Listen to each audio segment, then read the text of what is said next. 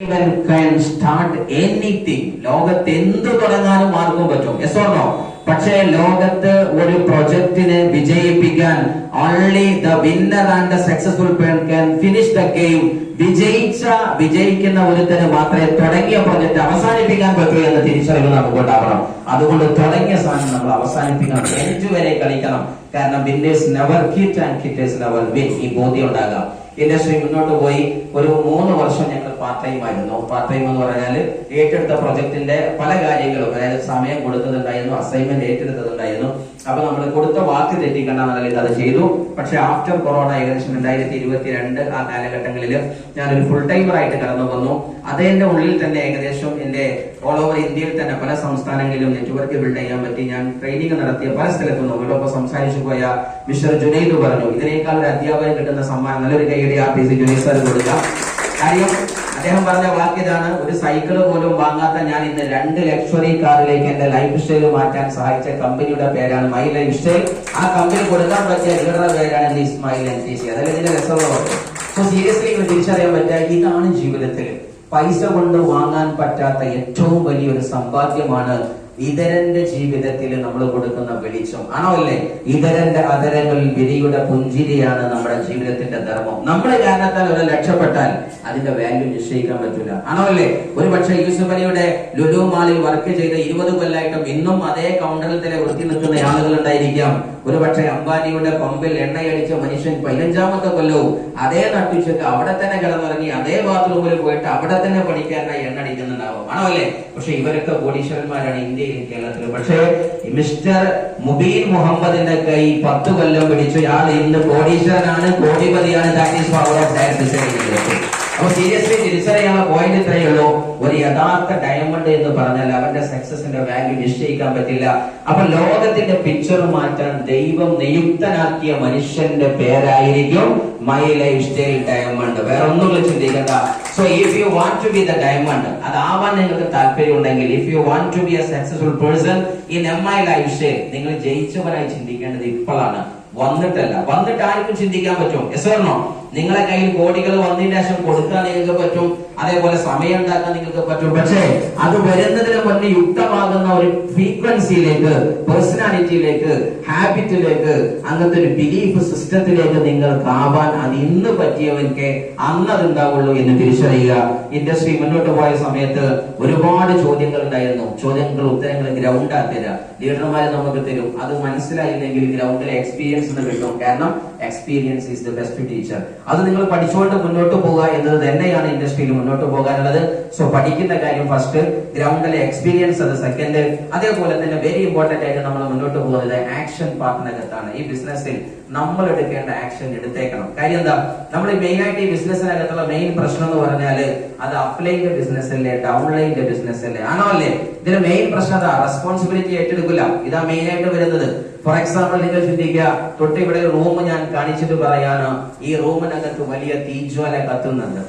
പക്ഷെ ആ റൂമിനകത്ത് നിന്ന് ഒരു വലിയ കരച്ചിലുകൾ കേൾക്കുന്നുണ്ട്. ശബ്ദം കാതോർത്ത സമയത്ത് ഒരു പൂച്ചക്കുഞ്ഞിന്റെ കരച്ചിലുണ്ട്, ഒരു പട്ടിക്കുഞ്ഞിന്റെ കരച്ചിലുണ്ട്, ഇങ്ങനെ തുടങ്ങി ഏതൊക്കെയോ ജന്തുജാലങ്ങൾ കരയുന്നുണ്ട്. തീ നല്ല കത്തുന്നുണ്ട്, ഡോറൊക്കെ കൂട്ടിയിട്ടുണ്ട്, നല്ല കടുത്ത ഡോറാണ്. ആ തീജ്വാലം, നമ്മുടെ തീ നാളങ്ങൾ ഇങ്ങനെ ജനലിന്റെ പുറത്തേക്ക് വന്നപ്പോ ആർത്തലച്ച് നിൽക്കുന്ന ജനസമൂഹത്തെ നോക്കി ഞാനൊരു സ്പീച്ച് നടത്തുകയാണ്. ആര് ഇതിനെ രക്ഷിക്കും? അങ്ങട്ടാക്കും ഇങ്ങട്ടാക്കും, അല്ലെ? ഒരുപാട് ഡയലോഗ് ആയിരിക്കും. ആ സമയത്ത് ഇരിക്കുന്ന സദസ്സിലിരിക്കുന്ന ഓരോരുത്തർ എന്ത് പറയും?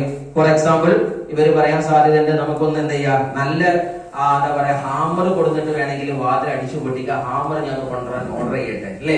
ചില ആൾക്കാർ പറയും ഞാൻ ഫയർഫോഴ്സിൽ വിളിച്ചു നോക്കട്ടെ. ക്ലിയർ ആണോ അല്ലേ? പലവരും ഒരു ഡിറ്റാച്ച്ഡ് ആയിരിക്കുന്ന ഒപ്പീനിയൻസ് പറഞ്ഞേക്കാം, അവരുടേതായിരിക്കുന്ന ചിന്താധാര അനുസരിച്ച്. ഇനി ആ കഥ മാറ്റുക. ഇതിനകത്തുനിന്ന് കരയുന്നത് പട്ടിക്കുഞ്ഞുമല്ല, പൂച്ചക്കുഞ്ഞുമല്ല. ഇതിനകത്തുനിന്ന് കരയുന്നത് നിങ്ങളുടെ ഓരോരുത്തർ ഒരു മനുഷ്യ കുഞ്ഞാണെന്ന് വിചാരിക്കുക. ആണോ അല്ലേ? ആ കരയുന്ന സമയത്ത് ഇതിലിരിക്കുന്ന ആ മനുഷ്യനോ അവന്റെ ബന്ധുക്കളോ കൂട്ടുകാരോ പറയോ, നമ്മളൊന്ന് ഫയർഫോഴ്സിനെ വിളിച്ചു കണ്ടു നോക്കാന്ന് പറയോ? അവരെന്താ ചെയ്യല്? ഇറങ്ങിയിട്ട് കിട്ടണ കല്ലോണ്ട് കുത്തി പൊളിച്ചിട്ട് വാതിലായാലും മതിലാണെങ്കിലും ചാടിയിട്ടും കുലിക്കിട്ടും പറ്റിയതിന്റെ maximum ചെയ്തുകൊണ്ടേയിരിക്കും. until that baby is being saved. So no, ആ കുട്ടി രക്ഷപ്പെടുന്നത് വരെ ചെയ്യും. ഇതേപോലെ ഈ ബിസിനസ്സിനകത്ത് നിങ്ങൾക്ക് നിങ്ങളുടെ ലൈഫ് സക്സസ് ആക്കാൻ ഒരു തീരുമാനമില്ല എങ്കിൽ, ഈ ബിസിനസ് നിങ്ങളുടേതാണെന്നൊരു ബോധ്യം വന്നില്ല എങ്കിൽ, ഈ ബിസിനസ്സിനകത്ത് ചെയ്തില്ലെങ്കിൽ നിങ്ങളെ മക്കളാണ് ഇതുപോലെ കഷ്ടതയുടെ തീജ്വാലകൾക്കുള്ളിൽ ഉരുകുന്നത് എന്ന ഉത്തമ ബോധ്യം ഏത് ലീഡർക്കില്ലയോ, ആ ലീഡർക്ക് വേണ്ടി ആയിരക്കണക്കിന് മോട്ടിവേഷൻ ഏത് ലീഡർ നടത്തിയാലും ഒരു ഫലം ഉണ്ടാകില്ല എന്ന് തിരിച്ചറിയാൻ നമുക്ക് ആദ്യം പറ്റുക. So think about one thing. ഈ ബിസിനസ് ലീഡർ തന്നോ തന്നില്ലേ, ഡൗൺലൈൻ ചെയ്തോ ചെയ്തില്ലേ, നോ മാറ്റർ വാട്ട് അബൌട്ട്, എന്താണെങ്കിലും പ്രശ്നമല്ല, നിങ്ങൾ ആത്മാർത്ഥമായിട്ട് ചെയ്താൽ രക്ഷപ്പെടുന്നത് നിങ്ങളാണ്, നിങ്ങൾ ഓരോരുത്തരുമാണ്, നിങ്ങളെ കുടുംബമാണ് എന്ന ഉത്തമ ബോധ്യം ആദ്യം നിങ്ങൾ എടുക്കുക എന്നതാണ് ഈ ഇൻഡസ്ട്രിയുടെ അടിവരയിട്ടൊരു ഡെസിഷൻ മേക്കിംഗിൽ എനിക്ക് പറയാനുള്ളത്. സോ ആക്ച്വലി ഇങ്ങനെ കടന്നു പോകുന്ന സമയത്ത് ആശങ്കകൾ പലതും വന്നേക്കാം, പക്ഷെ നേരം വൈകാതിരിക്കുക. ഏറ്റവും പ്രധാനം ഈ ഇൻഡസ്ട്രിയിൽ നിങ്ങൾ നേരം വൈകരുത്. നേരം വൈകാനുള്ള പ്രശ്നം എന്താണ്, എന്താ സംഭവിക്കാന്ന് പറയാൻ പറ്റില്ല. പണ്ടൊരു പള്ളിയിലച്ഛൻ ആ യാത്രയപ്പ് ഇടവകയിൽ നിന്ന് തന്റെ സുസ്ഥിരമായിരിക്കുന്ന നല്ല വർക്ക് കഴിഞ്ഞ് യാത്രയപ്പില് മറ്റൊരു നാട്ടിലേക്ക് പോകുന്ന സമയത്ത്, റിട്ടയർമെന്റിൽ പോകുന്ന സമയത്ത് ഒരു യാത്രയപ്പിന്റെ വലിയൊരു മീറ്റിംഗ് കടന്നു വന്നു. ആ മീറ്റിംഗ് വെച്ച സമയത്ത് നാട്ടുകാരൊക്കെ ഒരുമിച്ച് കൂടിയിട്ട് കണ്ണീരോടെ തന്നെ ഈ നാട്ടിലെ ഇടവകയിലെ പള്ളിയിലച്ഛനെ പറഞ്ഞയക്കാണ്. ആ സമയത്ത് എന്താ പറയാ, ആ പ്രോഗ്രാമിന്റെ സ്വാഗത ഭാഷണം നിശ്ചയിച്ച ഒരു മഹാമനീഷി ഉണ്ടായിരുന്നു. നാട്ടിലെ ഏറ്റവും വലിയ പൗരപ്രമുഖനായ നേതാവായിരുന്നു. പക്ഷെ അദ്ദേഹത്തിന് പല തിരക്കുകൾ കാരണത്താൽ അദ്ദേഹം എന്ത് ചെയ്യില്ല, ആ സമയത്ത് എത്തിയില്ല. പക്ഷെ അദ്ദേഹം ലാസ്റ്റ് ആണ് കയറി വരുന്നത്. അതിനു മുമ്പ് നമ്മുടെ പള്ളിയിലച്ഛൻ കയറി നിന്നിട്ട് ഒരു സ്പീച്ച് നടത്തി. എന്തായാലും സ്വാഗത പ്രഭാഷണത്തിന് മുമ്പ് ഞാൻ എന്ത് ചെയ്യട്ടെ, എന്റെ മുഖ്യ പ്രഭാഷണം തീർത്തോട്ടെ എന്ന് പറഞ്ഞ് അദ്ദേഹം പറയാണ്, ഈ പള്ളിയിൽ ആദ്യം വന്ന സമയത്ത് എനിക്ക് വലിയ പേടിയായിരുന്നു. ആദ്യത്തെ കുമ്പസാരക്കൂടിന്റെ അകത്ത് നിന്ന് ഞാൻ വിറച്ചുപോയി. കാര്യം എന്നെ ആദ്യമായി കാണാൻ വന്ന വ്യക്തിയുടെ ഡയലോഗ് കേട്ടപ്പോ എനിക്ക് പേടിയായി. അദ്ദേഹം പറഞ്ഞു, പള്ളിയിലച്ചോ, ഞാൻ ചെയ്യാത്ത തെമ്മാടിത്തരങ്ങളില്ല. കള്ളും കഞ്ചാവും പെണ്ണും തുടങ്ങി എല്ലാ ഇവിടുത്തെ സാമ്പത്തികമായ തട്ടിപ്പിന്റെയൊക്കെ അടിമുടി വീരൻ ഞാനാണ്. ഇന്ന് ഈശോ വിഷയ സാക്ഷി നിർത്തി ഞാൻ ഇന്നൊക്കെ രക്ഷപ്പെടാൻ പോവാണ്, മാറാൻ പോവാണ്. പള്ളിയച്ഛന്റെ മുമ്പിൽ കുമ്പസാരം നടത്തി അദ്ദേഹത്തിന്റെ കണ്ണീരോടെ കഥകൾ പറഞ്ഞ ഒരു സീൻ അദ്ദേഹം പറഞ്ഞു.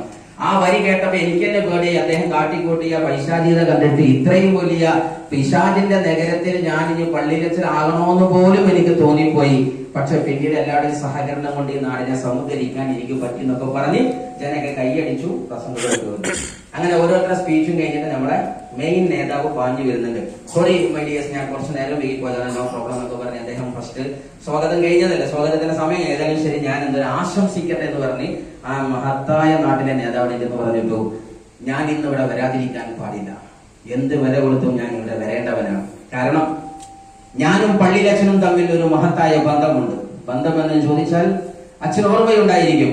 എന്ത്, അച്ഛൻ ആദ്യമായി ഇവിടെ പള്ളിയിലച്ഛനായി കയറി വന്നപ്പോ ആദ്യമായി കുമ്പസാരക്കൂട്ടിലെ കടന്നു ചെന്നത് ഞാനായിരുന്നു. ഇതാണ്ട് പറഞ്ഞ നാട്ടിൽ കൊള്ളുവാന്റെ കുരുത്തം കെട്ടവനെ നീയായിരുന്നു അവൻ. എന്നാ ഈ സാധുവിന് ഏത് ഡയലോഗ് അറിയില്ല. തൊട്ടു മുന്നേ പള്ളിയച്ഛൻ ഏത് പറഞ്ഞേക്കണം, ഒരു പഹൻ ആദ്യം വന്ന് കുമ്പസരിച്ച് അവൻ ചെയ്യാത്ത തെമ്മാടിത്തരം ഫുള്ള് പറഞ്ഞിരിക്കുന്നത്. നാട്ടിൽ കള്ളനെ കിട്ടാത്ത പ്രശ്നം തന്നെയാണ്. ആ പ്രശ്നം എവിടെ തീർന്ന് ഇവ ലാസ്റ്റ് വന്ന് സംസാരിച്ചതുകൂടി അതും സ്വാഹ. ഇതാണ് ജീവിതത്തില് ചില സ്ഥലത്ത് വൈകിപ്പോയാൽ പലതും മിസ്സാകും. ഈ ബിസിനസ് ചെയ്യുന്നുണ്ടെങ്കിലും വൃത്തിക്ക് ചെയ്യുന്നെങ്കിൽ നേരത്തെ നിങ്ങൾ ചെയ്തു പോവുക. കാര്യം എന്താ, എന്തെല്ലാമൊക്കെ മിസ്സാകുന്നു എന്ന് നമുക്ക് പറയാൻ പറ്റില്ല. Being fast is more important than being first. നിങ്ങൾ ആദ്യം ഐഡിയ അടിച്ചു എന്നതിനേക്കാൾ ഇമ്പോർട്ടന്റ് ആണ് to be the faster man in this business. And also ഈ ബിസിനസ് മുന്നോട്ട് പോകുന്ന സമയത്ത് നിങ്ങൾ തിരിച്ചറിയുക, നിങ്ങളെ കമ്മിറ്റ്മെന്റ് കാണിക്കേണ്ടത് ഡെഡിക്കേഷനിലൂടെയാണ്. ഈ ലോകത്ത് വിജയിക്കാൻ എല്ലാവർക്കും താല്പര്യമുണ്ട്, സ്വർണോ. പക്ഷെ ഒരൊറ്റ ക്വസ്റ്റ്യനേ ഉള്ളൂ, 2,10,000 ബാണ്ടാൾക്കെന്ന് കൈവയ്ക്കുകയാണെങ്കിൽ 2,10 വേണ്ട ആൾക്കാർ, ഇതൊക്കെ 2,10 വേണ്ടതാണ്. പക്ഷെ 2,10 കൊടുക്കാൻ എന്ത് നിങ്ങൾ റെഡിയാണ്? ഈ 2,10 തന്റെ കയ്യിലേക്ക് എത്തിപ്പെടാൻ ഓരോ ആഴ്ചയും 2,10,000 വീക്കിലി കിട്ടണമെങ്കിൽ, കണ്ടിന്യൂസ് ആയിട്ട് കിട്ടണമെങ്കിൽ എന്ത് നിങ്ങൾ തിരിച്ചു കൊടുക്കും അല്ലെ? എന്തെങ്കിലും ഒന്ന് അങ്ങോട്ട് കൊടുത്താലേ എന്തെങ്കിലും ഒന്ന് കിട്ടും അല്ലെ? കുച്ച് പാനെ കേ ലിയേ കുച്ച് ഖോനാ പഡതാ ഹൈ, ഹിന്ദിക്കാർ പറയുന്ന വാക്ക്. എന്തെങ്കിലും ഒന്ന് കിട്ടണമെന്നുണ്ടെങ്കിൽ എന്തെങ്കിലും ഒന്ന് അങ്ങോട്ട് കൊടുക്കണം. നിങ്ങൾ എന്ത് കൊടുക്കും? ഈ ഇൻഡസ്ട്രി എനിക്ക് ഓർമ്മയുണ്ട്, ഞാൻ മുംബൈയിൽ പ്രൊജക്ടിന് പോയ സമയത്ത് ഏകദേശം ഒരു 10-15 ദിവസം അവിടെ ഉണ്ടായിരുന്നു. ഈ ബിസിനസ്സുമായി ബന്ധപ്പെട്ട് ചിലപ്പോൾ അങ്ങോട്ട് പോവാറുണ്ട്. അതും ഇൻഡസ്ട്രി ഒരു ബ്യൂട്ടിയാണ്. കാര്യം എന്താന്ന് പറഞ്ഞാല് നമുക്ക് ഏത് സ്ഥലത്തും നമുക്ക് എന്താ പറയാ നെറ്റ്വർക്ക് ബിൽഡ് ചെയ്യാം. അതല്ലെങ്കിൽ എവിടെയും നമുക്ക് ഇതിന്റെ franchise operations all over India ചെയ്യാൻ പറ്റും. അവിടെ മുംബൈയിൽ പോയ സമയത്ത് എന്താ പറയാ, എവിടെ തുടങ്ങണമെന്നറിയാതെ അല്ലെങ്കിൽ എങ്ങനെ തുടങ്ങണമെന്നറിയാതെ നിന്നപ്പോഴാണ് എന്റെ കൂടെയുള്ള ലീഡർപാടിയും ചോദിച്ചത്, നമുക്കൊരു ടീമിനെ എങ്ങനെ കിട്ടും? പറഞ്ഞു എല്ലാവരും കൂടെ ഫാക്ടറിയിലാണ്, ഓഫീസിലാണ്, പലതിലുമാണ്. ഒരുപക്ഷെ നിങ്ങൾ റിസ്ക് എടുത്ത് നിൽക്കാൻ റെഡിയാണ് എന്നുണ്ടെങ്കിൽ നമുക്ക് ചിലപ്പോൾ ഉറക്കും ഇതൊക്കെ നഷ്ടപ്പെടും. ഞാൻ പറഞ്ഞൊരു കുഴപ്പമില്ല. അങ്ങനെ മുംബൈയിൽ ഞാൻ നിൽക്കുന്ന സമയത്ത് ഫ്ലാറ്റില് വൈഫിനെയും അതുപോലെ തന്നെ അവിടെയുള്ള മറ്റുള്ള ഹിന്ദി ഫ്രണ്ട്സുകൾ ഒരുപാടുണ്ടായിരുന്നു. അവളെ നേരെ ലേഡീസ് ഡിപ്പാർട്ട്മെന്റിൽ വിട്ടു. എന്തായാലും ശരി, രണ്ടിലൊന്നും സംഭവിക്കുന്ന ഉറപ്പാണ്. ഒന്നെങ്കിൽ അവര് മലയാളം പഠിക്കും, അല്ലെങ്കിൽ വൈഫ് ഹിന്ദി പഠിക്കും. പക്ഷെ കുറച്ച് വൈഫ് ഇങ്ങോട്ട് പഠിച്ചു, കുറച്ച് ഹിന്ദി ഇങ്ങോട്ട് പഠിച്ചു. ഫ്രീ ആയിട്ട് ഞങ്ങൾക്ക് ചാൻസ് കിട്ടി. എന്തായാലും ശരി, ഞാൻ ഈ ഇൻഡസ്ട്രി പറയാൻ ഇറങ്ങുന്ന ഓരോ സമയത്തും ഒരു ടീം ചിലപ്പോൾ രാത്രിയിലായിരിക്കും ഫ്രീ ആകുന്നത്. രാത്രി എന്ന് പറഞ്ഞാൽ ഏകദേശം ഒരു 10 മണിക്കുള്ളിൽ ഫ്രീ ആകും. അവര് പറഞ്ഞു കഴിഞ്ഞ് നേരിട്ട് അടുത്ത ഫാക്ടറിയിലേക്ക് നീങ്ങുന്ന സമയത്ത് 10 to 12 ആയിരിക്കാം. ചില ആളുകൾ ചിലപ്പോൾ പക്ഷേ നമ്മുടെ ഭീമണ്ടി ഭാഗത്തൊക്കെ ഹാൻഡ്ലൂം ബിസിനസിന്റെ അതിന്റെ ഫാക്ടറി വർക്ക് ചെയ്യുന്ന തൊഴിലാളികൾ 1 മണിക്ക് ശേഷം വരണം, സുബൈ വരെ ആയിരിക്കും ചിലപ്പോൾ ഉണ്ടാവുക. ഇങ്ങനെ തുടങ്ങി ദിനങ്ങളോളം ഊണും ഉറക്കവുമില്ലാതെ നോ റെസ്റ്റ് ആ ലെവലിൽ വർക്ക് ചെയ്യാൻ റെഡി ആയതാണ് ഇന്ന് NTC റാങ്കിൽ ഇവിടെ നിൽക്കുന്നത് എന്നതാണ് സത്യം. സോ ഇത് എന്റെ മാത്രം കഥയല്ല. ഈ ജയിച്ചു നിൽക്കുന്ന ഓരോ ലീഡർമാർക്കും ഞെട്ടിപ്പിക്കുന്ന കഥയുണ്ടാക്കും. പക്ഷെ ഞാനും പറയാറുണ്ട്, എന്റെ യഥാർത്ഥ കഥ ഞാൻ ഇപ്പോഴല്ല പറയാ. ഞാൻ പറഞ്ഞതിന്റെ തൊട്ട് മുന്നേ ഒരു BMW ചാവി മുന്നിൽ വെക്കും, അന്നാണ് ഇസ്മായിൽ യഥാർത്ഥ കഥ പറയാം. അതുവരെ വലിയ കഥ പറയാം. സോ ആക്ച്വലി ഞാൻ നിങ്ങളോട് പറഞ്ഞത് അപ്പോഴാണ് കഥക്ക് വാല്യൂ ഉണ്ടാകുള്ളൂ. ആണല്ലേ? സോ ജീവിതത്തിൽ നിങ്ങളെക്കാളൊക്കെ പോയിന്റ് ഉണ്ട്. പോയിന്റ് ഇല്ലാത്ത ഒരാളില്ല. എന്നേക്കാൾ കൂടുതൽ പോയിന്റ് ഇട്ടുള്ളവർക്കുണ്ട്. പക്ഷെ എന്താ പറയുക, ആ പോയിന്റിന്റെ വാല്യൂ തീരുമാനിക്കുന്നത് ആ പോയിന്റ് പറയേണ്ട പോക്കറ്റിൽ എന്തുണ്ട് എന്നുള്ളതാണ്. ആണല്ലേ? ഇപ്പൊ MA യൂസുഫ് അലി അനീത് എന്ന് പറയുന്നത് മാതാവാണ് വിജയത്തിന്റെ യഥാർത്ഥ നിധാനം എന്ന് പറയുന്നത് പത്രത്തിലെ ഹെഡിങ് ആവും. നിങ്ങൾ പറഞ്ഞാലോ, ആ വിരാന്തന് എന്തിന്റെ അസുഖം അറിയില്ല, ആൾക്കാരുടെ എന്തൊക്കെയോ വിളിച്ചറിയില്ല. ആണല്ലേ?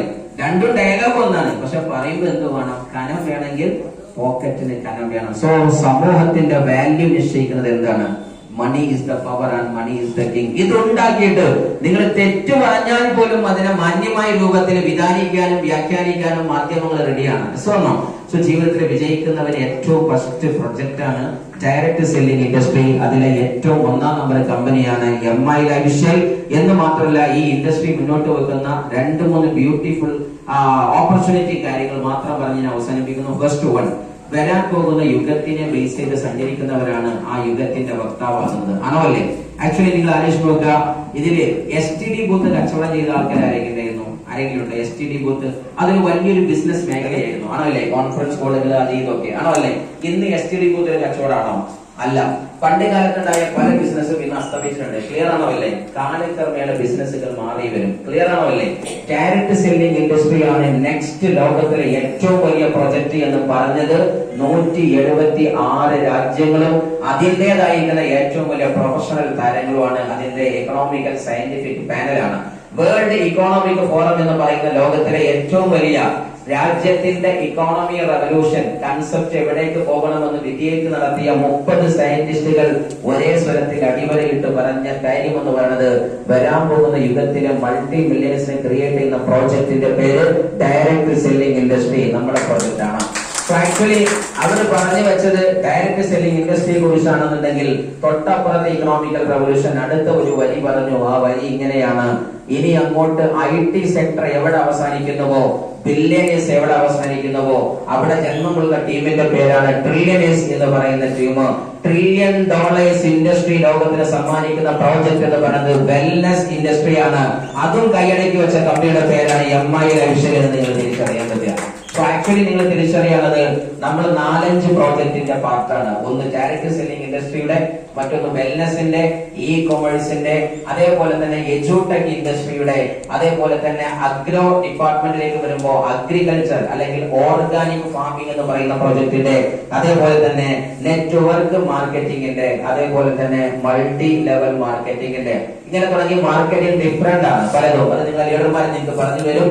What is the difference in between direct selling industry and multi-level marketing and why it is being plugged in on same way? ഇതൊക്കെ വലിയൊരു ചർച്ചയുടെ സബ്ജക്റ്റ് ആണ്. അവർക്ക് പറഞ്ഞു തരുന്നുണ്ടാവും. സോ ആക്ച്വലി ഇന്ന് ലോകത്ത് എന്തെല്ലാമൊക്കെ ഇൻഡസ്ട്രികൾ ഇനി ഫ്യൂച്ചറിസ്റ്റിക് ആയിട്ടുണ്ടോ അത് മുഴുവനും ഒരു കുടക്ക് കീഴിൽ കൊടുക്കുന്ന കമ്പനിയുടെ പേരാണ് MI ലൈഫ്സ്റ്റൈൽ. അതാണ് നിങ്ങൾ തിരിച്ചറിയാനുള്ളത്.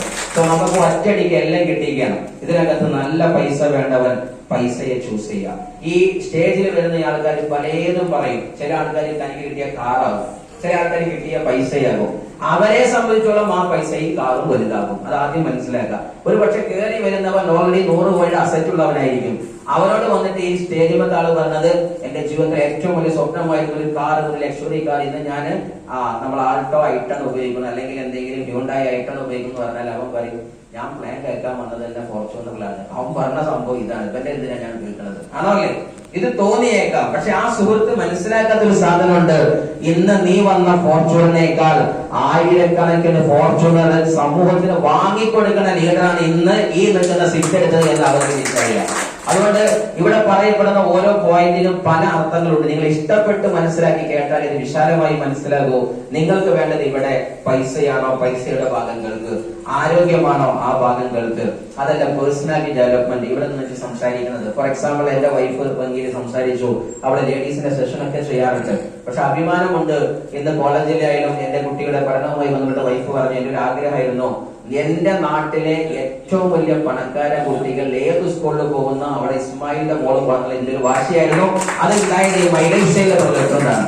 കാര്യം എന്താ, നമ്മൾ അങ്ങനെ ആ ഡ്രീമിനെ സെറ്റ് ചെയ്യുന്നത്. അങ്ങനെ പോകുമ്പോൾ ഒരു രസമാണ്. രക്ഷാകർത്ത മീറ്റിങ്ങിന് പോകുന്ന സമയത്ത് അപ്പുറത്തും പുറത്തൊക്കെ നല്ല നെടുന്ന നാട്ടിലെ മെയിൻ നേതാക്കന്മാരുടെ ഒരു രസം തിരിഞ്ഞു നോക്കുന്ന സമയത്ത്. ഇല്ലെങ്കിൽ നമ്മൾ എവിടെ പോകേണ്ടിരും, പഞ്ചായത്ത് സ്കൂളിൽ പോകുന്ന സമയത്ത് ഉണ്ടാവും. ആണോ അല്ലേ?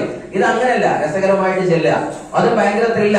എന്റെ മകളുടെ ഓരോ കാര്യങ്ങളാവട്ടെ, ഞാൻ ഈ ഇൻഡസ്ട്രിയിലെ കണക്ക് പറയുമ്പോൾ എപ്പോഴും പറയും കുട്ടികളെ കണക്ക്, കാറിന്റെ കണക്ക്. ഒന്ന് കയറി വന്നിട്ട് ആദ്യം ഒരു ചെറിയ ഒരു സെക്കൻഡ് കാർ എടുത്തിരുന്നു. അത് അധികം ഒന്നും എടുത്തിട്ടില്ല. ഒരു പക്ഷേ ഡ്രൈവിംഗ് അറിയാത്തത് കൊണ്ട് പഠിക്കൽ മാത്രം അധികം ഒന്നും. ഒരു ടാറ്റ ഇൻഡിക്ക ഉണ്ടായിരുന്നു, പുറത്തൊന്നും കാണിക്കപ്പെടാതെ. രണ്ടാമതൊരു എത്തിയോസ് സെഡാൻ കാർ, നമ്മളുടെ ഒരു ടൊയോട്ടയുടെ കാർ ഞാൻ ഇതിലൂടെ STC ആയപ്പോൾ അച്ചീവ് ചെയ്തു. അതിനുശേഷം പിന്നീട് എനിക്കൊരു ഹെൽത്ത് ചലഞ്ച് വന്നു. അതായത് ഹെൽത്ത് ചലഞ്ച് വന്നത് ഇതിൽ വെൽനെസ് ഒക്കെ നോക്കണം. പക്ഷേ നമ്മളല്ലേ കണ്ണും ചോടില്ലാത്തൊരു പാർട്ടിയാണ് വേണ്ട, ഉറക്കാണ് നിരന്തരമായിട്ട് അസ്തമിപ്പിച്ചപ്പോഴും. അതേപോലെ തന്നെ നമ്മളെ നോൺ സ്റ്റോപ്പ് ക്ലാസ് രാവിലെ ചിലപ്പോൾ 9 മണിക്ക് സെഷൻ തുടങ്ങിയാൽ ചിലപ്പോൾ വൈകിട്ട് 5 മണി വരെ എടുക്കും. വൈകിട്ട് തിന്നവർക്ക് തിന്നാൻ കൊടുക്കുന്നത്, പക്ഷെ ഇസ്മായിൽ കിട്ടൂല, അങ്ങനത്തെ ഒരു സ്വഭാവമുണ്ട്. എന്തായാലും ശരി, ക്ലാസ് നടന്നു. അങ്ങനെ കണ്ടിന്യൂസ് ആയി പോയ സമയത്ത് ഹെൽത്ത് വീക്കായിട്ട് ഞാൻ എന്താ പറയാ മെഡിക്കൽ റെസ്റ്റിൽ വന്നു. ഡോക്ടർമാർ പറഞ്ഞു മരുന്നൊന്നും വേണ്ട, മര്യാദക്ക് റെസ്റ്റ് എടുക്കാൻ മാറുന്നു പറഞ്ഞു. നന്നായിട്ട് ഉറങ്ങണം, ബോഡിക്ക് കുറച്ച് റെസ്റ്റ് കൊടുക്കണം എന്ന് പറഞ്ഞു. ഏകദേശം വീടുമാരും പറഞ്ഞു കാര്യങ്ങളൊക്കെ നമുക്ക് നോക്കാം, ഡോൺ വരി എന്ന് പറഞ്ഞു. പക്ഷെ 4-5 മാസം നല്ല ഫോക്കസ് ആയിരിക്കുന്ന ഹെൽത്ത് റെസ്റ്റ് എടുത്തു. പക്ഷെ ആ ഹെൽത്ത് റെസ്റ്റ് എടുത്തപ്പോഴും ചില ആൾക്കാർ, കുടുംബക്കാരൊക്കെ പറഞ്ഞു തീർന്നു, വെടി തീർന്നു. പക്ഷേ അവരെ മുമ്പിലേക്ക് രണ്ടാമത് ഞാൻ വീണ്ടും GTS ഹാളിലേക്ക്, BOP ഹാളിലേക്ക് കടന്നു വരുന്നത് ലക്ഷറി കാറാകുന്ന ഒരു വലിയ ഹ്യൂണ്ടായിന്റെ വലിയൊരു കാറിലാണ് പിന്നീട് ആ ഫസ്റ്റ് കാർ പർച്ചേസ് ചെയ്താണ് വരുന്നത്. ഇപ്പൊ ദൈവം സഹായിച്ച് ഇൻഷാ അല്ലാഹ് ആൾക്കാരൊക്കെ പറയുന്നു ഇത് EV-യുടെ യുഗമാണെന്ന് പറയുന്നുണ്ട്. അധികം വൈകാതെ ഒരു EV കാർ അധികം താമസിയാതെ ഇൻഷാ അല്ലാഹ് അത് കടന്നു വരുന്നുണ്ടാവും. അപ്പൊ ഫോർ എക്സാമ്പിൾ ഇത് പറയാനുള്ള കാര്യം എന്ന് വെച്ചാൽ ഇങ്ങനെയുള്ള ഈ രണ്ടാമത്തെ കാർ വാങ്ങാനും കാരണമുണ്ട്. അതായത് ഞാൻ എത്തിയോസിൽ ഇങ്ങനെ സഞ്ചരിക്കുന്ന സമയത്ത് മോള് പറയപ്പോഴും പക്ഷെ ആകാശം കാണുന്നത് അവൾക്ക് പിന്നെ ഈ സാധനം സൺറൂഫ്, പനാരോമിക് സൺറൂഫ് അതൊന്നും അറിയില്ല. 3-4 വയസ്സാകുന്ന ചെറിയ പിള്ളേരല്ലേ, ആകാശം കാണാം, ആയിക്കോട്ടെ കുഴപ്പമില്ല. അങ്ങനെ ആ കാർ എടുത്തിട്ട് പോകും. എന്നിട്ട് എതിർത്ത ആൾക്കാരെ വീട്ടിനെ മുന്നിൽ കൂടി, കുടുംബത്തിന് മുന്നിൽ കൂടിയൊക്കെ തല പുറത്ത് കിട്ടുകാണ്ട് തന്നെ നോക്കി ടാറ്റിങ് കൊടുത്തോന്ന് പറയും. അങ്ങനെ വണ്ടി ഓട്ട് പോകാൻ ഒരു സുഖമുണ്ട്. അത് AC-നെ കാട്ടി സുഖമാണ് അങ്ങനെ വണ്ടി ഓട്ടി നോക്കി. അപ്പൊ മനസ്സിലാവും. സോ ആക്ച്വലി ഇങ്ങനെയൊക്കെ ഒരു രസങ്ങൾ ജീവിതത്തിൽ ഉണ്ടാവും. മനസ്സിലായോ? നിങ്ങളെ കളിയാക്കിയ ആൾക്കാരുടെ പേരും അവർ നിൽക്കുന്ന പോയിന്റും അവർ നിൽക്കുന്ന കവലയും ഒക്കെ മനസ്സിലാക്കി വെക്കുക. അവിടെ ഇങ്ങനെ എത്തിയിട്ട് നിങ്ങളെ ബെൻസിന്റെ ചില്ല് ഇങ്ങനെ താത്തി ഒരു ടാറ്റ കാട്ടുമ്പോൾ സുഖം ഉണ്ടല്ല. That is real success. അതാണ് നിങ്ങൾ കാണിക്കേണ്ടത്. സമയം കണ്ടുവെക്കുക. വൺ ഡേ, ഒരു നാൾ വരാനുണ്ട് എന്ന് പറയാ. ഇത് അവരോടുള്ള ദേഷ്യത്തിനല്ല, പിന്നെന്താണ്, നമ്മക്കൊരു സുഖത്തിനാണ്. അത് രസമാണ്. അങ്ങനല്ലേ? ദേഷ്യം ആരോടും നമുക്കില്ല. ലോകത്ത് ദേഷ്യം വിജയിച്ച ചരിത്രവും ഇല്ല. അവര് ചെയ്ത മോട്ടിവേഷൻ അല്ലേ നമ്മുടെ ഏറ്റവും വലിയ വിജയം അല്ലേ? ഉള്ളിന്ന് കിട്ടുന്ന കുത്തിനേക്കാൾ ജീവിതത്തിൽ ഉണർവുള്ള ഒരു സാധനം മോട്ടിവേഷനായിട്ട് ലോകത്തുണ്ടോ? ഒരിക്കലുമില്ല. ഉള്ളിലെ കുത്തല്ലേ ഏറ്റവും വലിയ കുത്ത്.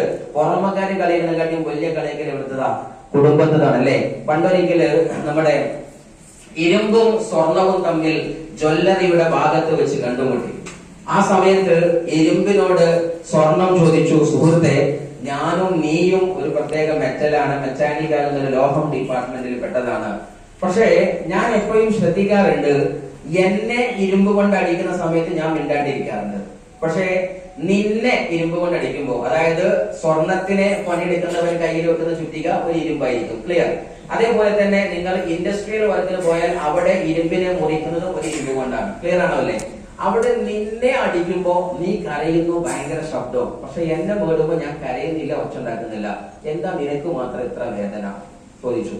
ആ സമയത്ത് ഇരുമ്പ് കൊടുത്ത മറുപടിയാണ് പറഞ്ഞത്, സുഹൃത്തെ, നീ സ്വർണം വേറെ ഫാമിലിയാണ്, ഞങ്ങൾ ഇന്നെ അടിക്കുന്നത് ഇരുമ്പനാണ്, ഇന്റെ പെരക്കാരനാണ്. അപ്പൊ ഇത് നല്ല നോക്കും. സ്വന്തം പെരക്കാരും കളിയാക്കലും ഉണ്ടായിട്ടുണ്ടെങ്കിൽ അവിടെ സ്വന്തം ഉണരുക എന്ന ഒരു പാഠമാണ് ഇരുമ്പ് കഷ്ണം നമുക്ക് തന്നതെങ്കിൽ നിങ്ങളുടേതായിട്ടുള്ള ബന്ധുക്കളും ഇവരൊക്കെ കളിയാക്കും. തുടങ്ങി വട്ട് അത് ഇത് എഴുതി വെക്കുക, ആൾക്കാരുടെ പേര്, അവരെ മുമ്പിൽ ചെല്ലേണ്ട ഡേറ്റ്, ഏത് വണ്ടിയിൽ എങ്ങനെ ചെല്ലണം, അല്ലെങ്കിൽ അവരുടെ മക്കളെ കല്യാണത്തിന് ഏറ്റവും ബെസ്റ്റ് ഗിഫ്റ്റ്. ഞാൻ ഇന്ന് ആസ്വദിക്കുന്ന കാര്യം അതാണ്. എന്നെ കളിയാക്കിയ പരീക്ഷ സ്ഥലത്ത് ഏറ്റവും നല്ല ഗിഫ്റ്റ് കൊടുക്കുമ്പോഴാണ് ഡ്രസ്സില്ലേ, അതാണ് ഏറ്റവും വലിയ സന്തോഷം. അതാണ് the real success is the sweet revenge. യഥാർത്ഥ വിജയം എന്ന് പറയുന്നത് മധുരമായിരിക്കുന്ന വിജയങ്ങളാണ്, സമ്മാനമായി നൽകുമ്പോഴാണ് യഥാർത്ഥ മധുര പ്രതികാരം. സോ ആക്ച്വലി ഇൻഡസ്ട്രി ഞാൻ പറഞ്ഞതുപോലെ തന്നെ എല്ലാ ഭാഗങ്ങളും ടച്ച് ചെയ്യുന്നുണ്ട്. നിങ്ങൾ പഠിക്കാൻ തയ്യാറാവുക, പ്രോഗ്രാമുകൾ മിസ് ചെയ്യാണ്ടിരിക്കുക, ലീഡർമാർ പറയുന്നത് കേൾക്കാൻ തയ്യാറാവുക. ആൻഡ് ആൾസോ നിങ്ങൾക്ക് എപ്പോഴൊക്കെയാണോ ചലഞ്ചുകൾ വരുന്നത്, അപ്ലൈൻസുമായിട്ട് കണക്ട് ചെയ്യുക, ഡൗൺലൈൻസുമായിട്ടല്ല. കാര്യം എന്താണ്, താഴെ ഡൗൺ ലൈൻ എന്ന് പറഞ്ഞാൽ എന്താ, ഡൗൺ എന്ന വാക്കിനർത്ഥം താഴേക്ക്. ഡൗൺ ലൈനോട് ഉപദേശം തേടിയാൽ എവിടേക്ക്, ഡൗണിക്ക് വലിച്ചു. അപ്ലൈനോട് ഉപദേശം തേടിയാലോ അപ്പക്ക് വലിക്കും. ഇതിൽ ഏതാ നല്ലത്, താഴത്തേക്ക് വലിക്കണോ മേലേക്ക് വലിക്കണോ? എന്നാൽ മേലേക്കും ഉണ്ട് താഴത്തേക്കും ഉണ്ട്. അതാണ് ഏറ്റവും പ്രധാനം. പോകാനുള്ള സ്ഥലത്തേക്ക് നിങ്ങൾ സംസാരിച്ചാൽ മതി, എന്നാൽ പോകുന്നിടത്തേക്ക് പോകാം. സോ നിർബന്ധമായിട്ട് നിങ്ങൾക്ക് വേണ്ടത് നല്ല ഡ്രീം ഉണ്ടായിരിക്കുക, കടുത്ത സ്വപ്നം ഉണ്ടായിരിക്കുക. It's very important. ഈ ഇൻഡസ്ട്രി മുന്നോട്ട് പോകാൻ നിങ്ങൾക്ക് വേണ്ടത് എന്താണ്, വലിയ സ്വപ്നമാണ്. സ്വപ്നം കാണുക എന്ന് പറയുന്നത് ദൈവം കനിഞ്ഞേകിയ വലിയൊരു കഴിവാണ്, ഒരു അനുഗ്രഹമാണ്. ആണോ അല്ലേ? നിങ്ങൾ ശരിക്കും ചിന്തിച്ചു നോക്കുക. 500 കൊല്ലം മുമ്പ് കാക്കയുടെ വസ്ത്രം എന്തായിരുന്നു? കാക്ക ധരിച്ച് പറക്കുന്ന പറവയില്ലേ കാക്ക, ഏതായിരുന്നു? സാരിയാണോ ചുരിദാറാണോ? നാട്ടിലൊക്കെ പൂച്ചയുടെ വസ്ത്രം എന്താണെന്നറിയോ? പാൻറ്റല്ലായിരുന്നു പണ്ട്. ഇപ്പോഴല്ലേ മുമ്പ് തുണിയൊക്കെ ഇറങ്ങിയത് അല്ലേ പൂച്ച അല്ലേ? പട്ടിയുടേത്, പശുവിന്റേത്, പോത്തിന്റേത്, കുയിലിന്റേത്, മയിലിന്റേത്. പണ്ടത്തെ വസ്ത്രം ഏതാണ്? 1000 കൊല്ലം മുമ്പ് ഏതെങ്കിലും വസ്ത്രം? അന്നത്തെ മനുഷ്യൻ്റെതോ പണ്ട് ചേമ്പിന്റെ ഇല, വായന്റെ ഇല, പിന്നെ നമ്മളെ മരത്തിന്റെ ഇതളുകൾ മാറി മാറി മാറി മാറി ഇപ്പൊ ഇട്ട ഡ്രസ്സ് നല്ല ചൊറുക്കില്ലേ?